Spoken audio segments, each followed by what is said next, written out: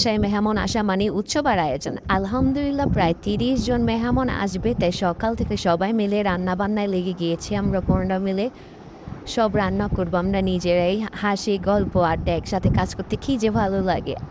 আর এইদিকে আম্মুর কথা খুব মনে পড়ছিল আজকে। আম্মু সব শেখানো রেসিপিগুলো দিয়ে আজকে সবাই রান্না করার চেষ্টা করব।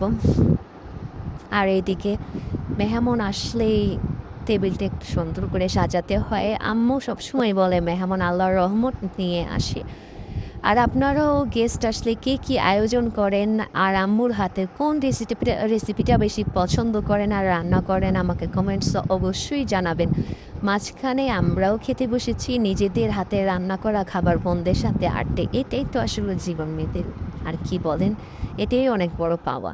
আলহামদুলিল্লাহ মেহমানদারি শেষে গেস্টরাও চলে যাওয়ার এখন আমরা নিজেদের মতো সময় কাটাচ্ছি আর এখানে বাচ্চারাও নিজেদের মতো খেলছে আর একটু গল্প করছি। সব কিছুর জন্যই শুকরিয়া আলহামদুলিল্লাহ। কি বলবো বলেন?